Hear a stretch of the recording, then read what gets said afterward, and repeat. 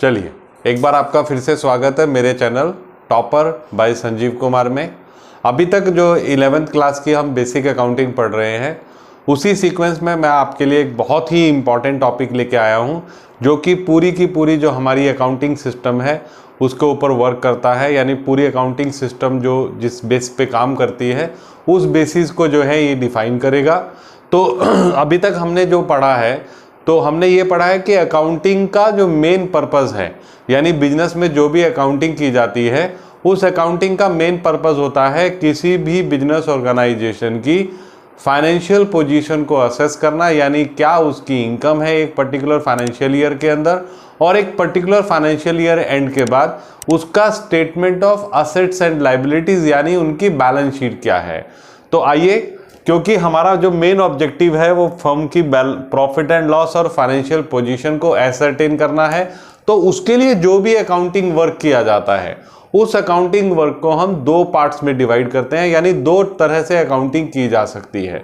तो उसी सीक्वेंस में पहला जो बेसिस ऑफ अकाउंटिंग है that is called cash basis of accounting, cash basis of accounting. और जो दूसरा मेथड है that is accrual basis of accounting. तो हम दोनों ही जो अकाउंटिंग के मेथड्स हैं जिस बेस पर अकाउंटिंग वर्क किया जाता है उसके बारे में हम आज इस लेक्चर में पढ़ेंगे।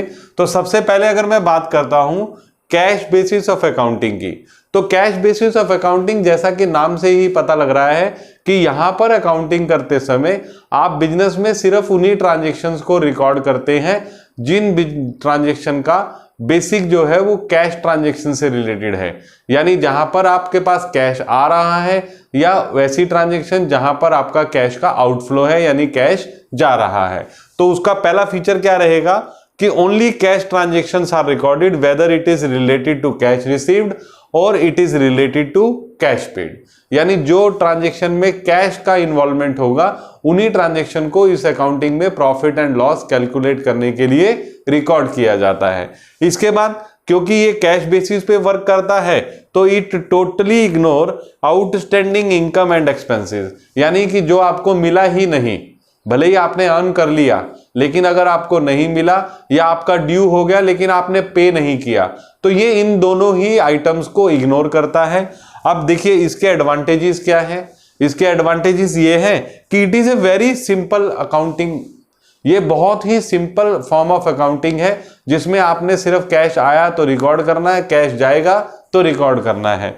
अब इसके अंदर ये बेसिकली सूटेबल किसके लिए, कौन से बिजनेस के लिए सूटेबल होता है, तो अगर मैं इसकी सूटेबिलिटी की बात करता हूं तो it is this form of accounting is suitable only for those kind of businesses जहां पर कैश इन्वॉल्वमेंट ज्यादा है, यानी जहां पर मैक्सिमम ट्रांजैक्शंस कैश में की जाती है, जिसमें कैश आता है और कैश जाता है। इसके बाद देखिए जहां पर हम एडवांटेजेस की बात करते हैं तो कोई भी चीज हो, अगर किसी चीज के कुछ एडवांटेजेस हैं तो कुछ डिसएडवांटेजेस भी होते हैं। तो अगर हम इस simple cash basis of accounting की बात करते हैं और कुछ फायदे बताएं तो उसके कुछ डिसएडवांटेजेस भी हैं। पहली बात तो it does not show true and fair financial position of the business, यानी ये जो मेथड है क्योंकि इसमें आपने आउटस्टैंडिंग इनकम और आउटस्टैंडिंग एक्सपेंसेस के कंसेप्ट को क्या किया, इग्नोर कर दिया। तो इसके अंदर क्या होगा कि आप जो भी फाइनेंशियल प्रॉफिट निकालेंगे अपना सिर्फ कैश बेसिस पे है, जो कि आपके बिजनेस की ट्रू पिक्चर को शो नहीं करता, क्योंकि इसमें आपने आउटस्टैंडिंग के जो कॉन्सेप्ट्स हैं उनको इग्नोर कर दिया। इसके बाद does not follow matching principle of accounting, ये जो है आपका अकाउंटिंग का एक मैचिंग प्रिंसिपल रहता है जो कि फर्दर लेक्चर्स में हम पढ़ेंगे, उस बेसिक प्रिंसिपल को फॉलो ही नहीं करता। इसके बाद नेक्स्ट आता है यहां पर, क्योंकि जैसे प्रीवियस लेक्चर्स में मैंने आपको बताया था कि कुछ हमारे कैपिटल और रेवेन्यू आइटम्स होती हैं, कैपिटल रिसीट्स होती हैं, कुछ हमारे कैपिटल एक्सपेंडिचर्स होते हैं, कुछ रेवेन्यू एक्सपेंडिचर्स होते हैं और कुछ रेवेन्यू रिसीट्स होती है। तो उसका जो मैंने आपको बेस बताया था कि किया गया कोई भी पेमेंट, सिर्फ मैं एक्सपेंडिचर की बात करता हूं यहां पर, किया गया कोई भी पेमेंट उसका बेनिफिट अगर आपको उसी साल में मिल जाता है तो that is your revenue expenditure. लेकिन अगर किया गया कोई भी पेमेंट जिसका बेनिफिट आपको उस साल में नहीं मिला, फर्दर आगे मिलेगा, तो उसको हम क्या बोलते हैं, हमारे कैपिटल एक्सपेंडिचर, यानी वो एक्सपेंडिचर काउंट नहीं होगा, वो हमारी एसेट्स क्रिएट होगा, क्योंकि इसके अंदर आप जो है बेनिफिट्स की बात ही नहीं कर रहे, सिर्फ कैश ट्रांजैक्शंस की बात कर रहे हैं कि कितना पैसा आया और कितना पैसा गया। तो ऑब्वियसली क्या होगा कि जब आप इस मेथड से अकाउंटिंग करेंगे तो आपको यहां पर कैपिटल एक्सपेंडिचर और रेवेन्यू एक्सपेंडिचर दोनों में डिस्टिंग्विश करना बहुत ही मुश्किल है, या वो दोनों को आप डिस्टिंग्विश करेंगे ही नहीं। दोनों आपके लिए बराबर है। हमारे यहां से कैश गया तो एक्सपेंडिचर है, भले ही उससे असेट्स क्रिएट हुई हो और भले ही उससे हमारा कुछ हमने सर्विसेज अवेल की हो। तो this was all about cash basis of accounting. इसके बाद हम सेकंड बात करते हैं एक्रूअल बेसिस ऑफ अकाउंटिंग की। तो अक्रूअल बेसिस ऑफ अकाउंटिंग जो है, इसके अंदर हम क्या करते हैं कि इनकम और एक्सपेंडिचर को तभी बिजनेस में रिकॉर्ड करते हैं जब वो ड्यू हो जाता है। यानी इट इज नॉट नेसेसरी कि आपने उसके लिए पे किया है या नहीं, यानी कोई रिसीट आपको मिली है या नहीं मिली, लेकिन अगर आपने इनकम अर्न कर ली तो it is your income and expenditure, यानी अर्निंग बेसिस पर है, एक्रूअल बेसिस पर है कि जब भी ड्यू हुआ, चाहे इनकम हो, चाहे एक्सपेंडिचर हो, चाहे मिला चाहे नहीं मिला, तो you have to record that as a business transaction. जैसे फॉर एग्जांपल आपने क्या किया, आपने यहां पर जो इंप्लॉइज काम करते हैं उनसे क्या किया, काम करवा लिया, लेकिन उनको सैलरी नहीं दी, तो भले ही आपने उनको कैश पेमेंट नहीं किया, but you have availed the services of your employees, then you have to show the amount of expenditure in the current financial year. इसी तरह से आपको कहीं मान लीजिए कि किसी वर्क के लिए आपको जो है इनकम मिल गई, एडवांस में मिल गया, तो आपको रिसीट तो आ गई, तो अगर कैश बेसिस पे हम रिकॉर्डिंग करेंगे तो उसको हम इनकम मान लेंगे। लेकिन अगर हम अक्रूअल बेसिस पे वर्क करते हैं तो it is our first question कि whether the amount received you have earned और नॉट। अगर आपने अर्न किया है तो दैट इज योर इनकम, और अगर आपको मान लीजिए बिना अर्निंग के ही मिल गया तो it will become your liabilities. यानी जो अक्रूअल सिस्टम है ये आपकी इनकम और लायबिलिटीज दोनों को डिस्टिंग्विश करता है, आपके एक्सपेंडिचर और पेमेंट दोनों को डिस्टिंग्विश करता है। यानी यहां पर जो हमने यहां पर फैक्टर इग्नोर कर दिया था, कौन सा, कैपिटल एक्सपेंडिचर और रेवेन्यू एक्सपेंडिचर का, या कैपिटल इनकम या रेवेन्यू इनकम का, तो वो यहां पर एप्लीकेबल होता है जब हम अक्रूअल बेसिस ऑफ अकाउंटिंग में वर्क करते हैं। इसके बाद साथ में ये इंपॉर्टेंट है क्योंकि मैंने अभी बता ही दिया आपको कि इसमें outstanding income, advance income plus साथ ही साथ में आउटस्टैंडिंग एक्सपेंसेस, ये सभी आइटम्स को इंक्लूड करता है और उसके बेस पर अकाउंटिंग की जाती है। साथ ही साथ में as per company act 2013 Indian government के अंदर, इंडियन इकोनॉमी के अंदर जितनी भी कंपनीज हैं all are registered under company act 2030। तो कंपनी एक्ट 2013 में ये मेंशन्ड है कि आपको जो भी कंपनीज के लिए अकाउंटिंग करनी है, that accounting should be done with the accrual basis of accounting. यानी इस फॉर्म ऑफ अकाउंटिंग को यहां पर अप्रूव किया गया है, रिकॉग्नाइज्ड किया गया है कि आप जो भी अकाउंटिंग करेंगे वो कैश बेसिस पे नहीं करेंगे, अक्रूअल बेसिस पे करेंगे। इसके बाद एडवांटेजेस की बात करता हूं मैं। अगर अक्रूअल बेसिस इतना ही इंपॉर्टेंट है और इसको जो है कंपनी एक्ट भी इसको रिकॉग्नाइज करता है, तो उसके क्या एडवांटेजेस है। पहला एडवांटेज तो यही है कि it is a very scientific method of accounting. ये क्या है आपका, बहुत ही साइंटिफिक मेथड है जिसके बेस पर आप अकाउंटिंग करते हैं। क्यों, क्योंकि अकाउंटिंग करते समय आप इसमें रेवेन्यू रिकॉग्निशन प्रिंसिपल और साथ में मैचिंग प्रिंसिपल, ये दोनों के दोनों प्रिंसिपल्स को ही आप फॉलो करते हैं।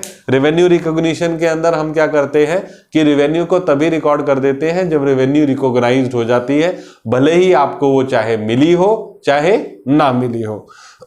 इसके बाद नेक्स्ट आता है कि क्योंकि ये साइंटिफिकली कॉन्सेप्ट्स पे वर्क करता है, इसमें साइंटिफिक बेसिक कॉन्सेप्ट्स और कन्वेंशन या प्रिंसिपल फॉलो किए जाते हैं, तो उसके बेस पर अगर हम अकाउंटिंग कर रहे हैं तो जो भी आपके बिजनेस की फाइनेंशियल पोजीशन आपके सामने आएगी, that will show the true picture of your accounting.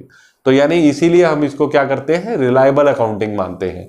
इसके बाद कुछ डिसएडवांटेजेस की अगर मैं बात करूं, कि देखिए फायदे तो हैं ही है इसके कि अप्रूव्ड है, ये रिकॉग्नाइज्ड है, लेकिन साथ में क्या है कि कुछ डिसएडवांटेजेस भी हैं। तो अगर डिसएडवांटेजेस की बात करते हैं तो it is not simple as cash basis of accounting, क्योंकि इसके अंदर क्या करना पड़ता है, हमको साइंटिफिक वे में वर्क करना पड़ता है और साथ में जितने भी कॉन्सेप्ट्स हैं, जितने भी आउटस्टैंडिंग या जितने भी अक्रूड जो कॉन्सेप्ट हैं, उन सबको इसमें हम इंक्लूड करते हैं। तो it is not as simple as cash basis of accounting. साथ में क्या है कि बहुत इलेबोरेटिव है। इलेबोरेटिव क्या है कि आपने जो कैश पेमेंट या कैश रिसीट आया उसको तो रिकॉर्ड करना ही करना है, साथ में आपको यहां पर यह भी ध्यान रखना है कि कितना अमाउंट आउटस्टैंडिंग है जो देना बाकी है, या कितना अमाउंट आउटस्टैंडिंग है जो आपको मिलना बाकी है। तो these were the about cash basis of accounting and accrual basis of accounting. तो उम्मीद है कि आपको इन दोनों में जो इसके रिलेटेड कॉन्सेप्ट हैं वो समझ आए होंगे। अगर हम शॉर्ट में एक बार वापस थोड़ा सा रिवाइज करते हैं तो इन दोनों के जो भी हमने कॉन्सेप्ट अभी यहां पर पढ़े उसके बेस पर अगर इन दोनों को हम लोग डिस्टिंग्विश करें तो cash basis of accounting work on the basis of cash, जबकि एक्रूअल बेसिस के अंदर आउटस्टैंडिंग बेसिस पर अकाउंटिंग को रिकॉर्ड किया जाता है। इसके साथ में it is very simple base of accounting and it is little bit scientific based of accounting. इसके बाद अगर अगले डिफरेंस की बात करूं तो इसके अंदर आपको किसी भी तरह की कोई भी टेक्निकल नॉलेज की रिक्वायरमेंट नहीं है। क्यों? क्योंकि इसके अंदर कोई प्रिंसिपल फॉलो नहीं करने पड़ते। बट जब आप एक्रूअल बेसिस ऑफ अकाउंटिंग के बारे में को अडॉप्ट करते हैं तो उस कंडीशन में you need technical knowledge of accounting, यानी आपको सभी रूल रेगुलेशंस मालूम होने चाहिए। इसके बाद रिलायबिलिटी की बात करें कि कौन सा मेथड रिलायबल है, तो क्योंकि इसके अंदर हम बहुत सारे फैक्टर्स को इग्नोर कर देते हैं तो इट इज लेस रिलायबल, जबकि आपका एक्रूअल बेस ऑफ अकाउंटिंग जो है it is more reliable then this method. इसके बाद हम बात करते हैं लीगलिटी की कि कौन सा एक्सेप्टेड है। तो ये वाला जो मेथड है cash basis of accounting it does not have any legal recognition, जबकि आपका जो एक्रूअल बेस ऑफ अकाउंटिंग है it is recognised by the company act 2013 for all those company who have registered under company act 2013 and working in Indian structure या working in Indian economy.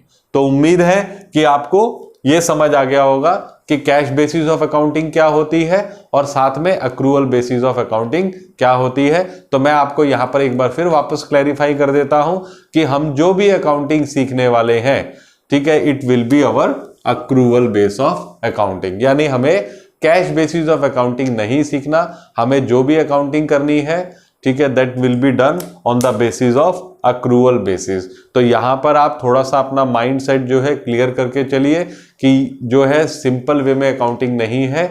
आपको यहां पर जितने भी आउटस्टैंडिंग के concepts हैं, जितने भी ड्यू या अक्रूड इनकम से रिलेटेड कॉन्सेप्ट्स हैं, उन सबको भी माइंड में लेकर चलना है। कई बार क्या होता है कि जब हम पिछले लेक्चर पढ़ रहे थे तो कुछ MCQs के अंदर हमने ये लिखा था कि भाई सेल क्या है, जो अमाउंट रिसीव्ड हो गया वो सेल है, ठीक है, या जितना अमाउंट सब्जेक्ट टू रियलाइजेशन है वो भी सेल है। तो अगर हम कैश बेसिस ऑफ अकाउंटिंग की बात करें तो एक फाइनेंशियल ईयर में जितना पैसा मिल गया सेल का वही आपकी इनकम है, लेकिन अगर हम एक्रूअल बेसिस की बात करें तो जितना आपने गुड्स सेल किए वो सारी की सारी ही आपकी इनकम है, बशर्ते कि आपको वो पैसा मिला है या नहीं मिला। यानी कैश रिसीट जो फैक्टर है, ठीक है, वो यहां पर वर्क नहीं करेगा। जितना भी अमाउंट आपका ड्यू हो गया, जिसकी आपने सर्विसेज प्रोवाइड कर दी, ठीक है, या जितना अमाउंट आपने सेल कर दिया, भले ही वो पैसा आपका कलेक्शन हुआ या नहीं हुआ, that will be your revenue receipt. तो उम्मीद है कि ये वाला जो चैप्टर है आपको अच्छी तरह से समझ आया होगा।